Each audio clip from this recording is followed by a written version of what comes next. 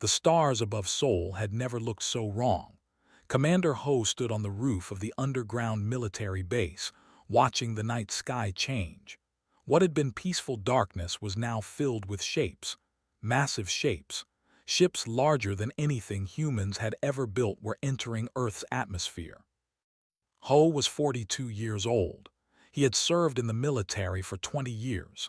He had seen many things, but nothing had prepared him for this moment.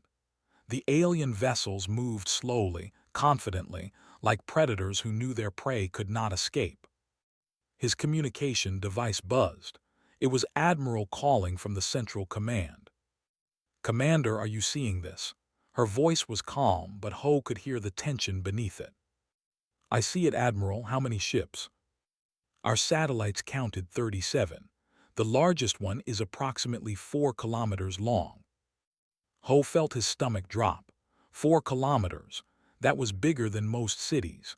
Whatever species built that ship had technology far beyond anything Earth possessed. "What are our orders?" he asked. "For now, we wait, we watch, we do not attack first." The communication ended. Ho looked back at the sky. The ships were getting closer. Their surfaces reflected moonlight, showing strange patterns and symbols. This was humanity's first contact with alien life, and it did not feel like a friendly visit. 300 kilometers away, in a hidden bunker beneath the mountains, a young soldier named Myra was monitoring radio frequencies. She was 23 years old, brilliant with technology, and she had been the first to detect the alien signals 2 days ago. Nobody had believed her at first. Now everyone believed. "They're broadcasting something," Myra said to her team. "It's repeating. I think it's a message." Her superior officer, Captain, walked over to her station. He was a serious man with tired eyes. He had not slept in 48 hours. "Can you translate it?" "I'm trying. Their language is completely different from anything on Earth, but the pattern suggests they want us to respond." "Don't respond yet. Not until we understand what they want." Myra nodded and continued her work. Her fingers moved quickly across the keyboard. She was scared, but she was also excited. This was the biggest moment in human history, and she was part of it. Above them, in orbit around Earth, the fleet held position. Inside the command ship, Fleet Master Goran looked at the blue planet below. He had conquered 12 worlds before this one. Each conquest had followed the same pattern. Arrive. Broadcast the surrender demand. Accept the planet's submission. Install colonial governors. Move to the next target. They had done this for thousands of years. They were an ancient species, proud and powerful. They believed the galaxy belonged to them. Any civilization that had not yet reached faster-than-light travel was considered primitive. And primitive species had 2 choices: surrender peacefully or be destroyed. "Fleet Master," said his second officer, a female named, "the primitives have not responded to our broadcast." Goran made a dismissive sound. "They are probably still trying to understand it. These creatures only discovered radio waves recently. Give them time." "Should we send a visual demonstration? Show them our weapons?" "Not yet.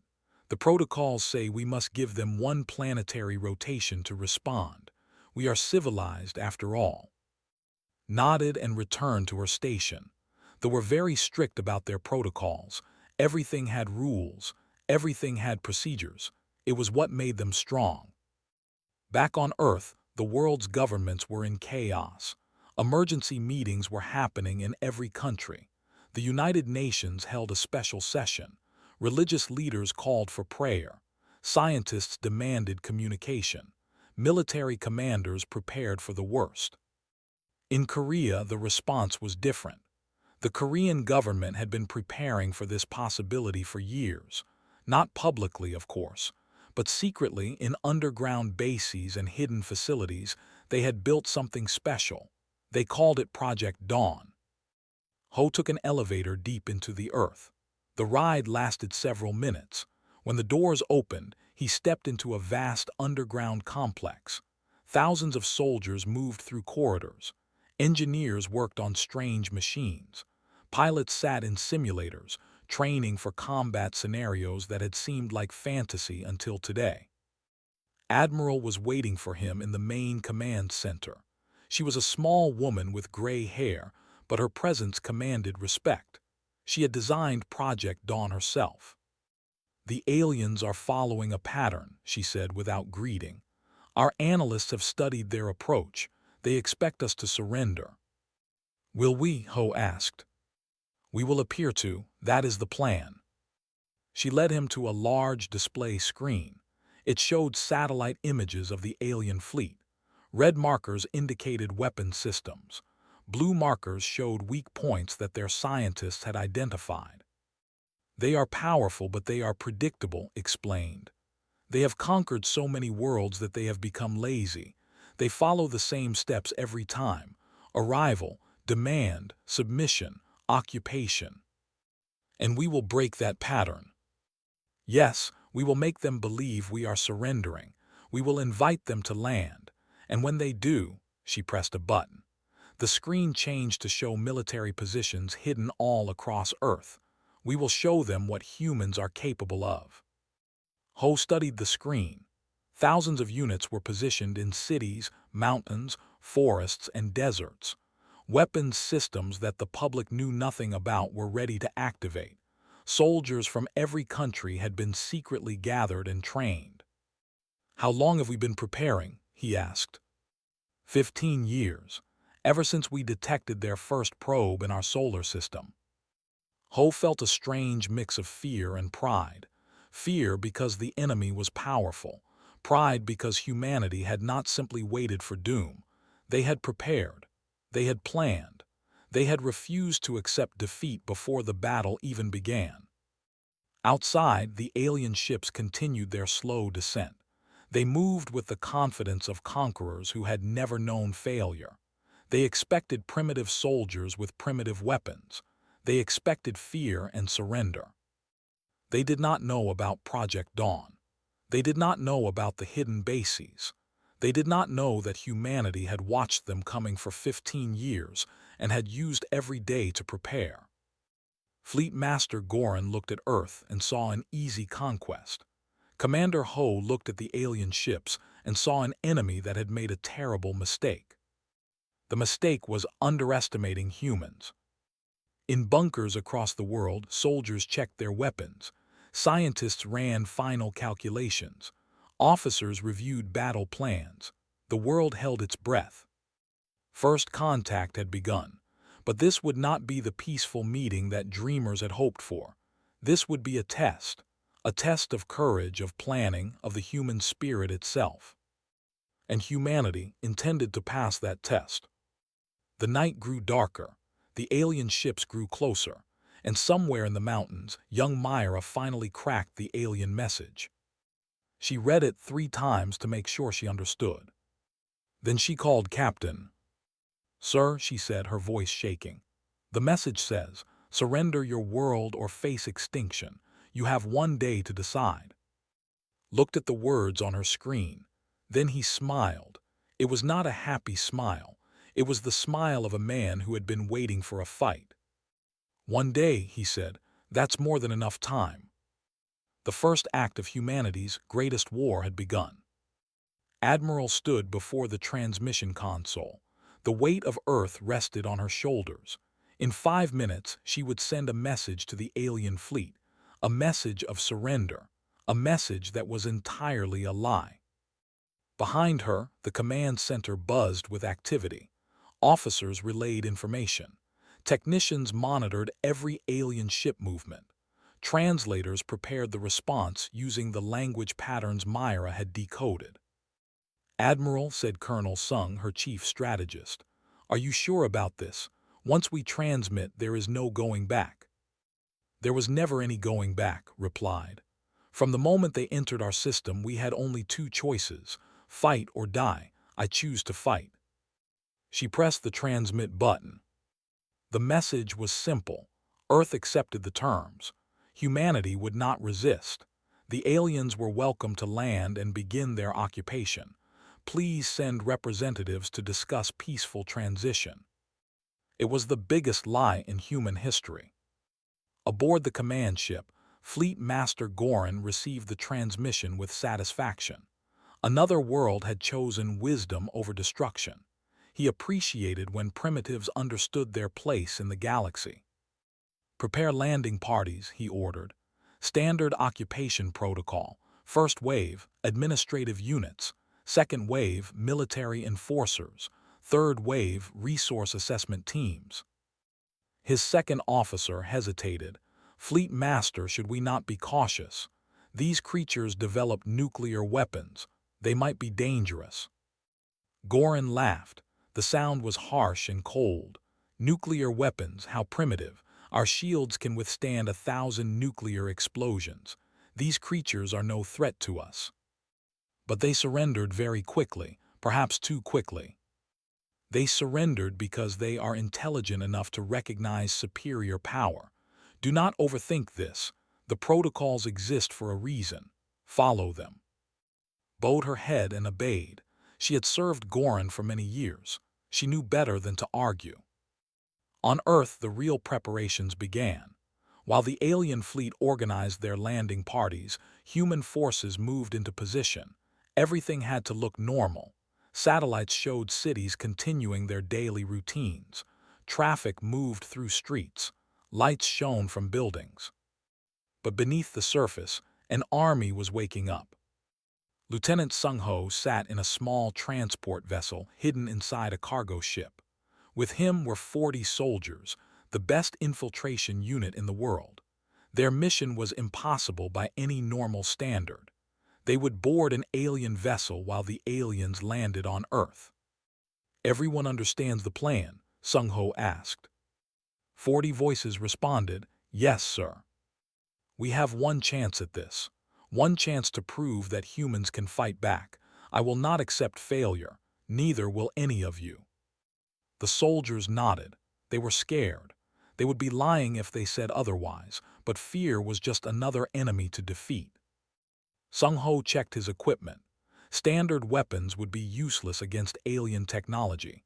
Instead, they carried devices created by Earth's best scientists. Electromagnetic disruptors, nanoacid charges, neural scramblers, tools designed from 15 years of studying alien probes and signals. The aliens think we are primitive, Sung-ho said. They think we have nothing that can hurt them. They are wrong. They are very wrong.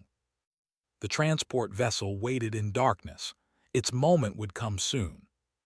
In the mountains, Myra continued monitoring alien communications. She had not slept in 3 days. Her eyes burned. Her hands shook from too much coffee. But she could not stop. Every piece of information she gathered could save lives. They're dividing their fleet, she reported to Captain. Half will remain in orbit. Half will descend to supervise the occupation. That matches our predictions, said. They're overconfident. Sir, I've also discovered something interesting. Their communication system has no encryption for internal messages. They don't think anyone can intercept them. Raised an eyebrow. No encryption. None. They've never faced an enemy who could. Every species they conquered was too primitive to hack their systems. A slow smile spread across his face. Can you access their ship controls? Not yet, but given time, maybe. Their software is different from ours, but the basic principles are the same. Keep working. If you can find a way in, we can hurt them without firing a single shot. Myra nodded and returned to her screens. The alien code scrolled past her eyes. It was strange and complex, but not impossible. Nothing was impossible. The first alien landing craft touched Earth soil at dawn. It came down in a field outside Seoul, surrounded by mountains and empty land. The Korean government had suggested this location. Peaceful, isolated, perfect for private discussions. The aliens did not know that those mountains contained hidden weapon systems. They did not know that soldiers watched from every angle. They did not know that beneath their feet, tunnels ran in every direction, filled with troops waiting for orders. Fleet Master Goran stepped off the landing craft. This was unusual. Fleet masters rarely visited conquered worlds personally, but Earth was different. It was the 100th world that had claimed during his career. He wanted to mark the occasion. Admiral waited to greet him. Behind her stood a small group of officials, carefully chosen for their calm faces and steady nerves. Goran was tall, nearly 3 meters. His skin was pale blue, covered in small scales. His eyes were large and dark, like pools of ink. When he spoke, his voice was deep and resonant. "You are the leader of this world." "I am one of them," replied. Her voice was steady. "We have many nations, many leaders, but I speak for all of us today." How inefficient to have one leader, one voice, one purpose. "Perhaps that is why you are strong." Goran appreciated the flattery. These primitives were learning their place quickly. "We will begin the occupation tomorrow," he announced. "Our administrators will take control of your governments. Our engineers will assess your resources. Your people will continue their lives but under rule. Resistance will be punished severely." Bowed her head. "We understand." "Good. Tonight we will celebrate, a feast to mark this historic moment. You will provide food and entertainment suitable for your culture. We wish to observe primitive customs." "Of course, we will prepare everything." Goran nodded and returned to his ship to rest. His guards remained outside, watching the humans with bored expressions. They had done this many times before. Nothing ever happened. Admiral walked back to her vehicle. Once inside, she allowed herself a small smile. "He wants a feast," she said to Colonel Sung. "He wants to celebrate." "Then we will give him something to celebrate." "Contact all units. Operation Dawn begins at midnight. 12 hours from now, the galaxy will learn a new word." "What word, Admiral?" Looked out the window at the alien landing craft. Those massive ships, those confident aliens, those protocols that had never failed. "The word," she said, "is humanity." Across the world, soldiers received the message. 12 hours, that was all the time they had. Final preparations began. Weapons were loaded. Positions were confirmed. Prayers were offered. In his hidden transport, Sung Ho received his orders. His team would launch in 6 hours. They would approach the alien flagship using a captured probe that Earth had secretly recovered years ago. The aliens would think it was one of their own returning. By the time they realized the truth, it would be too late. Sung Ho gathered his soldiers. They formed a circle, hands joined. "Tonight we show the galaxy what Earth can do," he said. "Tonight we become more than soldiers. We become the first humans to strike back against an alien empire. Whatever happens, they will remember us. They will tell stories about us for 1,000 years." The soldiers tightened their grips. Fear was still there, but now there was something else, something stronger. Hope. The hours passed slowly. The feast was prepared. Alien administrators arrived to begin cataloging Earth's resources. Everything looked peaceful. Everything looked like surrender. But in the shadows, an army waited. And in 12 hours, the galaxy would change forever. Myra finally broke through the alien firewall at 11 that night. She stared at her screen, hardly believing what she had done. "Sir," she whispered to, "I'm in. I have access to their secondary systems." Leaned over her shoulder. Lines of alien code filled the screen. Navigation, communication, life support. "Can you control anything?" "Not yet, but I can see everything, including," she paused, typing rapidly, "including their shield frequencies." Grabbed his communication device. "Admiral, this is Captain. We have their shield frequencies. Our weapons can be calibrated to penetrate them." There was silence on the line. Then's voice, quiet but fierce. "Begin calibration immediately. This changes everything." Myra leaned back in her chair. Her body was exhausted, but her mind was electric. They had a chance, a real chance. The clock showed 5 minutes to midnight. Somewhere above Earth, Sung-Ho's transport approached the alien flagship, and Fleet Master Goran slept peacefully, dreaming of his 100th conquest. He would not sleep peacefully for long. Midnight arrived like a held breath finally released. Lieutenant Sung-Ho felt his transport dock with the alien flagship. The captured probe had worked perfectly. The systems recognized it as one of their own and opened a maintenance hatch automatically. No alarms, no warnings, just a quiet click as the hatch sealed behind them. "We're in," Sung-Ho whispered into his communicator, beginning infiltration. His 40 soldiers moved in perfect silence. They had trained for this moment for years, practicing in simulated alien environments, studying every piece of recovered technology. Now theory became reality. The interior of the ship was strange. The corridors curved in ways that felt wrong to human eyes. The lighting was dim and blue. The air smelled like metal and something else, something organic that made Sung-Ho's stomach turn. "Stay focused," he reminded his team.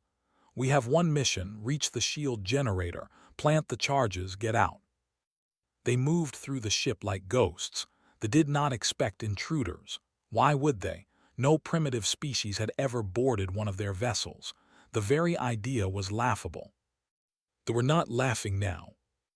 On Earth, Admiral watched the clock. Sung-Ho's team needed 30 minutes to reach their target. She had to keep the aliens distracted until then. "Bring out the entertainment," she ordered. The feast hall was magnificent. Earth's leaders had spared no expense. Traditional performers from every nation filled the space. Musicians played ancient songs. Dancers moved in colorful costumes. Acrobats flew through the air. Fleet Master Goran watched with mild interest. These primitive displays were simple, but he appreciated the effort. The humans were trying so hard to please their new masters. "Your species has creativity," he said to who sat beside him. "Perhaps we will preserve some of your cultural practices as curiosities." "You honor us," replied her voice sweet poison. She checked her watch, 20 minutes remaining. In the mountains, Captain coordinated with military units across the globe. 17 attack zones had been established. Each zone contained hidden forces ready to strike. "All units report ready," his communications officer announced. "Hold positions," ordered. "We strike together, not 1 second before the signal." The tension in the bunker was thick enough to taste. Soldiers gripped their weapons. Officers watched their screens. Everyone waited for the moment that would change everything. Myra sat at her station, fingers hovering over her keyboard. Her hack into the systems had revealed something wonderful. The aliens used a central network to coordinate their fleet. If she could disrupt that network at the right moment, their ships would lose communication with each other. "Ready?" asked her. "Ready, sir." "When the signal comes, break their network. Give us 5 minutes of chaos." "5 minutes," she repeated. "I can do that." She had to do that. Everything depended on it. Aboard the flagship, Sung-Ho's team reached the shield generator. It was a massive structure in the heart of the ship, pulsing with energy that made their hair stand on end. 2 guards stood watch, looking bored. Sung-Ho gave the signal. 2 soldiers moved forward with neural scramblers. The devices emitted a frequency that disrupted brain patterns. The guards collapsed without a sound. They would wake up in a few hours with terrible headaches, but they would wake up. Sung-Ho was not here to kill unless necessary. "Plant the charges," he ordered. His demolition experts went to work. The charges were not traditional explosives. They were electromagnetic pulse devices, designed to overload the shield generator without destroying the ship. The goal was not destruction. The goal was vulnerability. 5 minutes later, the charges were set. "We're done," Sung-Ho reported. "Withdrawing now." "Understood," Kame's voice. "The signal launches in 3 minutes. Get your people out." Sung-Ho gathered his team. They moved back through the corridors, faster now but still quiet. They were almost at the hatch when everything went wrong. An officer turned a corner and saw them. For a moment everyone froze. The officer stared at the humans with wide, shocked eyes. These creatures should not be here. This was impossible. Then the officer opened his mouth to scream. Sung-Ho was faster. He fired his neural scrambler. The officer fell, but the weapon had made a sound, a loud, buzzing sound that echoed through the corridor. Alarms began to wail. "Run!" Sung-Ho shouted. His team abandoned stealth.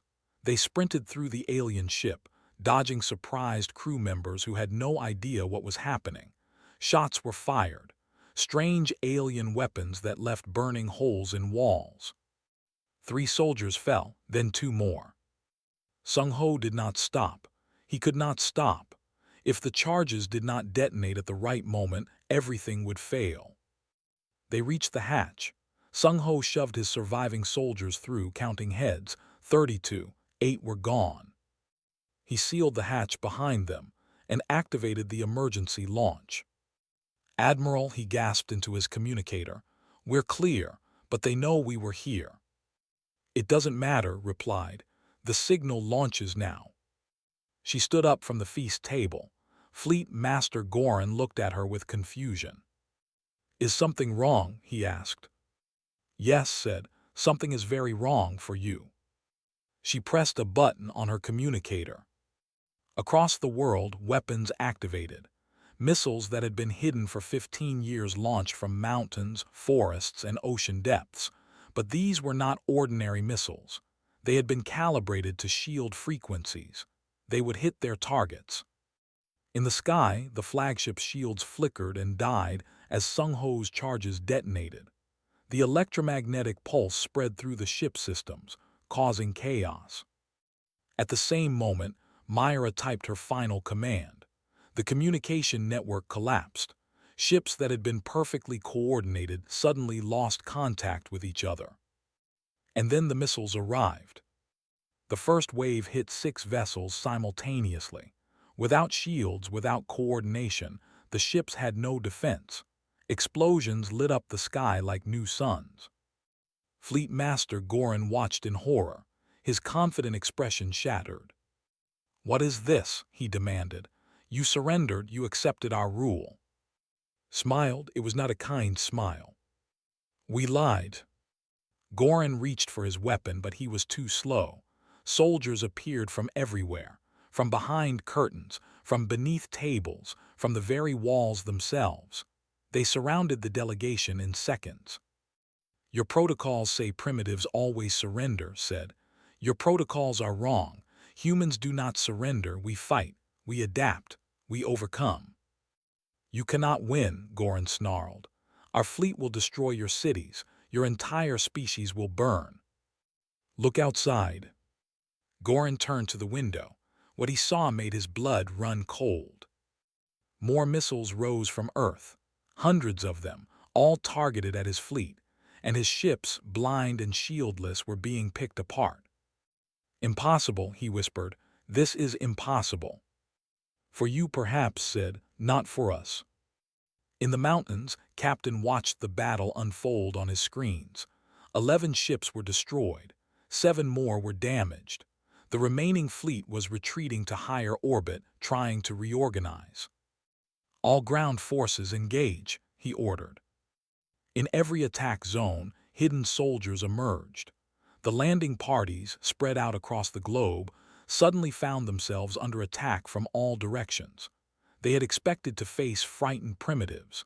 Instead, they faced trained warriors with weapons designed specifically to hurt them. Captain led her squadron through the streets of Seoul. Her soldiers moved building to building, hunting invaders. The aliens were stronger individually, but they were confused and isolated. Their communication was down. Their protocols had no procedures for this situation. "Push them back," shouted. "Give them nothing." Her soldiers obeyed. They fought with everything they had, for their homes, for their families, for their world. The battle lasted 3 hours. By dawn, every soldier on Earth was either captured or dead. Their landing craft had been destroyed. Their ground forces had been crushed. In orbit, the surviving ships clustered together, trying to restore communication. They managed partial contact with each other, enough to share a terrible truth. They had lost. Not completely, not yet, but the battle they expected to win in hours had turned into a disaster. Half their fleet was gone, their ground forces were eliminated, and the primitive species they had come to conquer was celebrating victory. Fleet Master Goran sat in a holding cell, surrounded by human guards. His hands were bound. His pride was shattered. For the first time in his long life, he did not know what to do. Admiral came to see him. "Your remaining ships will be destroyed if they do not leave our system," she said. "You have 1 hour to decide." Goran stared at her. This small creature, this primitive, she had defeated him. "You have made a terrible enemy," he said. "The Empire will send more fleets, larger fleets. You cannot stop them all." "Perhaps not," admitted. "But we stopped you, and we will keep fighting no matter how many fleets come. That is what humans do." She turned and walked away. Goran watched her go, and for the first time he felt something he had never experienced before. Fear. The hour passed slowly for both sides. In orbit, the surviving ships held formation. 18 vessels remained from the original 37. Their shields were back online, restored by emergency protocols, but their confidence was gone. Commander stood on the bridge of a support vessel. Fleet Master Goran was captured. That made her the highest-ranking officer. She was now responsible for deciding the fate of the fleet. "Report," she demanded. "Shields at 70%, said her tactical officer.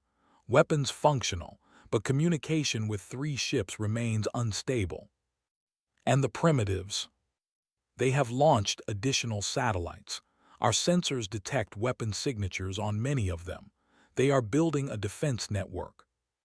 Studied the tactical display. The humans were not resting. Even after their victory, they continued preparing for the next battle.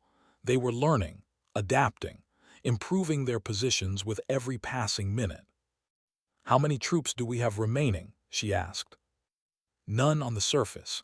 All landing parties were eliminated or captured." "None," repeated. "Not a single soldier escaped." "None, Commander." This was unprecedented.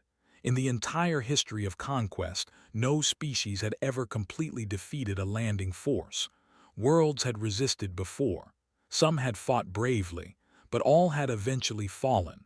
All had followed the protocols. Earth had broken every protocol in existence. "What are our options?" asked. "We can bombard their cities from orbit. Our weapons are still capable of causing massive destruction. And if they launch more missiles, our shields are weakened. We lost ships to their first attack." The tactical officer had no answer. Another officer stepped forward. "Commander, the primitives are attempting communication." Turned to the main screen. A human face appeared. It was a man in military uniform looking directly at the camera with calm eyes. His name appeared as a text translation, General. "Fleet," he said. "This is General of Earth's United Defense. Your fleet master has been captured. Your ground forces have been defeated. You have 2 choices. Leave our system immediately or face destruction." "You cannot destroy our remaining fleet," replied. "We still have superior firepower." "Your firepower means nothing if you cannot use it. Your shields are damaged. Your communication is compromised. And while you have been waiting, we have repositioned our weapons. Right now, 300 missiles are locked onto your ships, all calibrated to your shield frequencies." Checked her sensors. The human was telling the truth. She could see the targeting signals. Her ships were surrounded. "You are bluffing," she said, though her voice wavered. "I am not bluffing. Your sensors will confirm what I am saying. We do not want more death. We want you to leave. But if you force us to fight, we will fight, and we will win." The communication ended.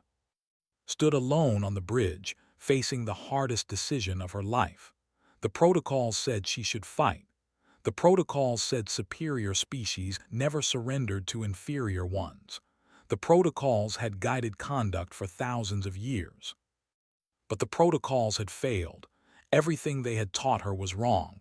These humans were not inferior. They were dangerous. They had studied learned their weaknesses and exploited them perfectly. If she attacked, some human cities would burn, but her fleet would be destroyed. And then what? The Empire would send another fleet, but the humans would be ready. They would be stronger. They would have learned even more. This was not a species that could be conquered through force. All ships, ordered, her voice heavy with defeat. Prepare for departure. Commander, her tactical officers stared at her in shock. We are leaving. There is nothing to gain from staying. We will return to the Empire and report what happened here. But the protocols failed, shouted. The bridge fell silent. The protocols told us these creatures would surrender. The protocols told us our technology was invincible. The protocols were wrong. And if we stay here following protocols that do not work, we will all die. No one argued. The fleet began powering their engines. Below them, Earth waited, weapons ready but not firing. The humans were honoring their word. They wanted the aliens to leave, not to destroy them unnecessarily. As her ship turned away from Earth, took one last look at the blue planet. Such a small world, such a primitive species, and yet they had done what no one had ever done before. They had beaten On Earth, celebrations erupted. The news spread across the globe in minutes. The aliens were leaving. Humanity had won. The impossible had become reality. In Seoul, soldiers embraced each other. Civilians poured into the streets, crying and laughing. Captain sat on a pile of rubble, too exhausted to celebrate. She had lost friends in the battle, good soldiers who would never see this moment. Captain, a young soldier approached her. General wants to see you. Stood slowly. Her body ached, her heart ached, but she was alive, so many others were not. She found the general in the command center, surrounded by celebrating officers. When he saw her, he stepped away from the crowd. Captain, I heard about your performance in the street battles. Excellent work. Thank you, sir, but I lost 11 soldiers. I know, their sacrifice will be honored. Because of them, millions will live. Nodded, it was true. She knew it was true, but knowing did not ease the pain. What happens now, sir? She asked. Now we prepare for what comes next. The aliens will return. Not today, not tomorrow, but eventually. And when they do, we must be ready. Do you think they will come back with more ships? Looked at the tactical display. The fleet was accelerating away from Earth, heading toward the edge of the solar system. They will come back with everything they have. We have not just defeated them, we have humiliated them. They cannot let that stand. Then how do we win next time? By being smarter, faster, better, just like we were today. In the holding cells, Fleet Master Goran heard the news of his fleet's retreat. His captors told him with obvious satisfaction. He sat in silence, processing the information. You seem surprised, said Admiral, who had come to observe his reaction. I am, Goran admitted. Made the right decision. I would have ordered an attack. And lost everything. Perhaps, but do not retreat. We do not surrender. It is not in our nature. Sat across from him, separated by energy barriers. What is in your nature then? Conquest, dominance, order. We bring civilization to primitive worlds. We unite the galaxy under one rule. By force. Force is necessary. Chaos must be controlled. Studied the alien. He was so confident, so certain of his beliefs. Even in defeat, he believed he was right. Let me tell you something about humans, she said. We are not unified. We fight among ourselves constantly. We have different nations, different beliefs, different dreams. By your standards, we are chaos. Yes, Goran agreed. That is why we expected you to fall easily. But that chaos makes us strong.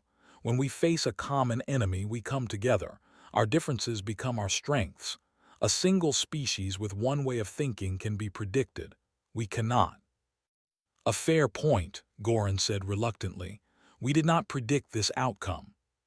No, you followed your protocols. You expected us to follow them too. That was your mistake. Goran was silent for a long moment. Then he asked, "What will you do with me?" "We haven't decided. You are the first alien we have ever captured. You are valuable for information, but you are also dangerous. I will tell you nothing. We'll see." Stood to leave. At the door she paused. "One more question. In all your conquests, has any species ever fought back like we did?" Goran met her eyes. For the first time, there was something like respect in his expression. "No," he said, "never. You are the first. We will not be the last." She left him alone in his cell. The fleet crossed the edge of Earth's solar system at midnight. 18 ships, carrying the survivors of history's greatest defeat. Commander recorded her report, knowing it would end her career, perhaps end her life. They did not forgive failure. But she had to report the truth. The Empire had to know what happened here. They had to understand that Earth was different, that humans were different. Her final words in the report would echo through the galaxy for centuries. The species known as humans cannot be conquered by traditional means. They do not follow protocols. They do not behave as expected. They are unpredictable, adaptable, and extraordinarily dangerous. Any future engagement must consider these factors, or it will end in disaster. On Earth, the first sunrise after the battle painted the sky in shades of gold and pink. People gathered on rooftops and hillsides to watch. It was just another sunrise, but it felt different. It felt like the beginning of something new. Lieutenant Sung-ho stood among his surviving soldiers. 8 of them had not returned. Their names were already being carved into memorial stones, heroes of humanity's first interstellar battle. "We did it," said one soldier, a young woman with bandaged arms. "We actually did it." "We did," Sung-ho agreed. "But this is just the beginning. They will come back. And we'll beat them again." Sung-ho looked at her face. Young, brave, ready to fight. She represented everything that made humanity special. "Yes," he said, "we will." The sun rose higher. A new day began. And somewhere in the darkness between stars, word of Earth's victory was spreading. The galaxy would never be the same. 1 week after the battle, Earth prepared to send a message to the stars. The broadcast station was built on a mountain in Korea, chosen for its symbolic value. This was where Project Dawn had begun. This was where humanity would announce itself to the galaxy. Admiral supervised the final preparations. The transmission would be sent in every direction, using frequencies that could reach thousands of star systems. It would take years to reach most of them. But eventually, every civilization in the galaxy would hear what humanity had to say. "Is the message ready?" she asked. "Yes, Admiral," replied Myra, who had been promoted after her crucial role in the battle. "All systems are functioning. We can broadcast whenever you give the order." Looked at the message on her screen. She had written it herself, with input from leaders around the world. Every word had been chosen carefully. "Let me read it one more time," she said. The message began simply. "To all civilizations of the galaxy, this is Earth. 1 week ago, the Empire sent a fleet to conquer our world. They expected us to surrender without a fight. They were wrong. We fought. We won. The fleet has been defeated and expelled from our system. We send this message not as a threat but as an introduction. We are humanity. We are new to the galaxy. We do not know your customs, your politics, or your wars, but we want you to know one thing about us. We do not surrender." They believed that their protocols guaranteed victory. They believed that primitive species would always bow to superior technology. They were wrong about us, and they may be wrong about others. To those who seek peaceful contact, we welcome you. We have much to learn and much to share. Our world is open to trade, communication, and friendship. To those who seek to conquer us, we offer this warning. We will not submit. We will not kneel. We will fight with everything we have, and we will never stop fighting. Our history is filled with stories of small forces defeating great empires, of courage overcoming impossible odds, of refusing to accept defeat. This is who we are. This is what you face if you come to our world with weapons and demands. We are humanity. We write our own protocols, and we are just getting started. Finished reading. The room was silent. Everyone felt the weight of these words. "It's good," said General, who had traveled to witness the broadcast. "Strong but not aggressive. Welcoming but not weak." "I hope it works," said. "I hope someone out there wants peace. And if they don't, then we prepare for war." She gave the signal. The transmission began. Radio waves carrying humanity's message launched into space, spreading outward at the speed of light. In hours, they would reach nearby stars. In years, they would reach the edge of the galaxy. The message arrived 4 days later. The Empire's communication network had detected it immediately. Leaders gathered to hear the translation. The High Council of the Empire sat in their great chamber, surrounded by symbols of 1,000 conquered worlds. They listened to the human message in stunned silence. When it ended, the eldest counselor spoke. "This is unprecedented. A primitive species has not only defeated our fleet, but dares to broadcast their defiance across the galaxy." "They are challenging our authority," said another counselor. "We cannot allow this insult to stand." "Then what do you propose? Another fleet? A larger fleet? How many ships will we lose this time?" "It does not matter. We must crush them or appear weak to every species we rule." The debate continued for hours. Some demanded immediate retaliation. Others urged caution. The humans had proven themselves dangerous. Perhaps a new approach was needed. Finally, the supreme leader raised his hand for silence. "We have conquered for 3,000 years," he said. "We have defeated every species that challenged us, but we have never faced a species like these humans. They do not follow the rules we understand." "Then we must teach them the rules," someone suggested. "And if they refuse to learn, what then? We destroy their world, kill their entire species. Is that who we want to be?" No one answered. "The humans have sent us a message. Perhaps it is time we sent one in return. Not a demand, not a threat, but an acknowledgement." "Acknowledge them. That would give them legitimacy." "They have earned legitimacy. They defeated our fleet. That has never happened before. Whether we like it or not, the galaxy will remember this moment. The humans will be seen as heroes by every species we have ever conquered." The counselors stirred uncomfortably. The supreme leader was right. News of Earth's victory was already spreading. Whispers of rebellion were being heard on a dozen worlds. The humans had done more than win a battle. They had started a revolution. "What message do you propose?" asked the eldest counselor.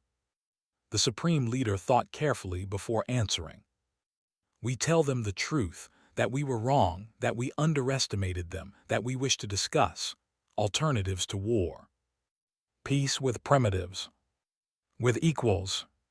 The word hung in the air. No species had ever been called equal to the very concept was foreign to their culture. But cultures could change. Perhaps they had to change. On Earth, the weeks passed quickly. The world was transformed. Nations that had competed for centuries now worked together. Military technology advanced at incredible speed. Scientists who had worked alone now collaborated on shared projects. Myra led a team dedicated to understanding technology. The captured ships provided endless material for study. Every day brought new discoveries. Their faster-than-light drive is based on principles we never considered: she explained to a room full of eager researchers. If we can replicate it, we can reach other stars within years instead of centuries. When can we build one? Asked a young engineer. Give me a year, maybe two. Sung Ho visited the memorial for fallen soldiers. 8 names from his team were carved into the stone. He touched each one, remembering their faces, their voices, their dreams. We did it, he told them. We showed the galaxy what humans can do. Your sacrifice was not wasted. A hand touched his shoulder. It was Captain, now promoted to Major. They're asking for you at headquarters, she said gently. The Admiral wants to discuss the new training program. Sung Ho nodded but did not move immediately. He had one more name to visit. His closest friend, who had died protecting him during the escape from the alien ship.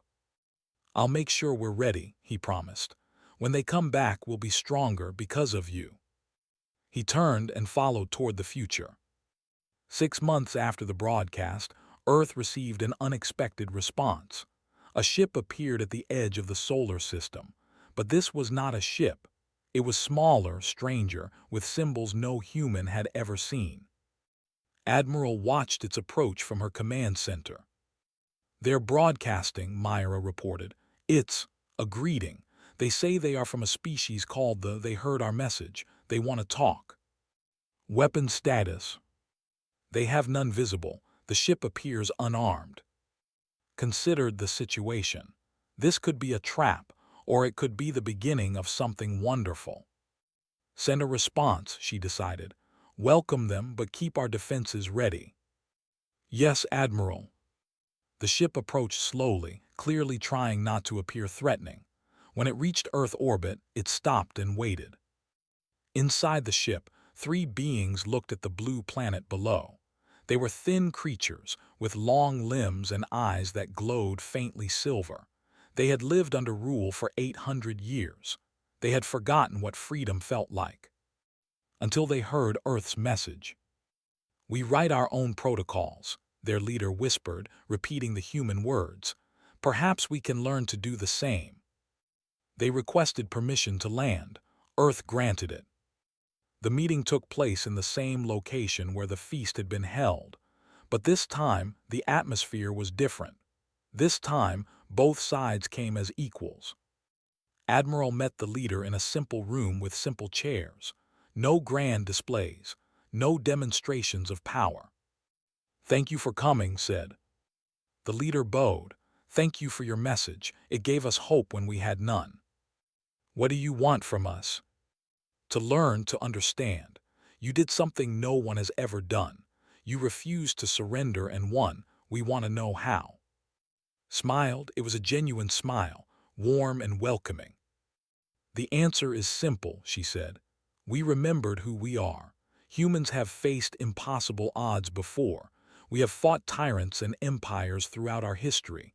We have lost many times, but we never stopped trying. And now we share that spirit with anyone who wants it. You are not alone. The galaxy does not have to belong to conquerors. It can belong to everyone. The leader's eyes glowed brighter. In 800 years, no one had ever spoken to them this way. Then perhaps, they said, we can begin writing new protocols together. Extended her hand. The leader looked at it curiously, then reached out with their own long fingers. 2 species touched for the first time. Outside, the sun was setting. But for humanity and their new allies, the dawn was just beginning. Word spread faster than light itself, not through technology but through hope. The humans had won. The humans were welcoming friends. The humans were standing against the old order. On 100 worlds, oppressed species began to whisper. On 1,000 ships, enslaved crews began to wonder. And in the deepest halls of the empire, leaders began to realize that everything was about to change. Earth's message had been heard, and the galaxy would never be the same. The story of humanity among the stars had just begun. There would be more battles, more challenges, more impossible odds. But humans were good at impossible odds. After all, that was what made them human.